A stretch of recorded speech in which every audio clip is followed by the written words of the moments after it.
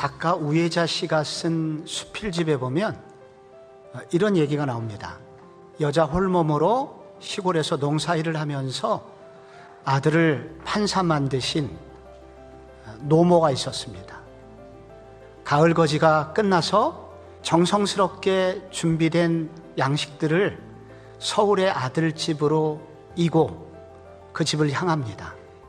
그런데 그날 며느리는 외출하였고 손주만 집을 지키고 있었습니다.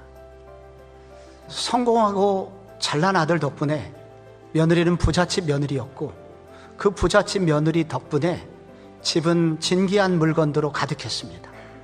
그래서 노모는 그런 것들을 보면서 신기하게 생각했고 그러다가 그 중에 특별한 물건 하나를 발견합니다. 가계부였습니다.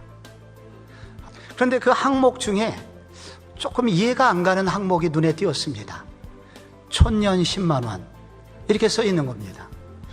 그래서 뒷장을 넘겨봤더니 그 다음 달도 똑같은 날짜에 기록이 되어 있었고 그날은 바로 본인이 용돈을 받는 날이었다는 사실을 깨닫게 됩니다. 갑자기 멍하니 이 어머니는 서 있게 됩니다. 그리고 수치가 밀려오고 황급히 시골로 내려갔습니다. 이 글을 읽으면서 들었던 생각은 우리 교회에 우리 주님은 마음 편히 머물고 싶으신 교회일까? 아니면 들러봤는데 도저히 있을 수가 없는 교회라서 짐 싸가지고 주랭랑을 치실 것인가? 우리 교회는 주님이 거하시고 싶은 건강한 교회일까요? 그 교회는 그러면 어떤 교회인가? 먼저 사도성을 계승한 교회라고 합니다. 교회는 분명 사람들입니다. 그럼에도 불구하고 바울은 우리의 이해를 돕기 위해서 교회를 건물에 비유하고 있습니다. 교회는 집이라는 거예요. 그리고 집을 짓기 위해서 꼭 필요한 기초가 있다는 겁니다. 먼저 사도들, 선지자들의 터가 있어야 됩니다.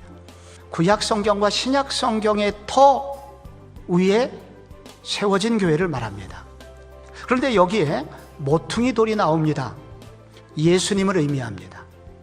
신구약 성경의 핵심이 예수 그리스도이다. 그래서 신구약 성경을 예수 그리스도의 관점으로 바르게 해석하는 교회, 그런 터 위에 교회는 세워졌다고 하는 것입니다. 둘째로 주님이 머무시고 싶은 건강한 교회는 다양성이 풍성히 인정되는 교회입니다. 서로 각각 다른 곳에서 그리고 다른 모양으로 성장된 우리가 이곳에 모이게 되었습니다. 그러니 당연히 다를 수밖에 없다는 것입니다. 어떤 돌은 조금 크고 어떤 돌은 조금 작고 어떤 돌은 윤기가 좀 더 나고 어떤 돌은 약간 어둡습니다. 그런데 모든 돌들은 바로 예수님께서 이 성전을 짓기 위해서 골라서 뽑아서 여기에 모이게 되었다는 것입니다. 그러므로 우리는 다를 수밖에 없기 때문에 서로 다름을 인정해야 됩니다. 그렇기 때문에 부족함이 있지만 함께 성장하기를 위하여 전진하는 교회, 그런 교회가 아름다운 교회고 건강한 교회입니다.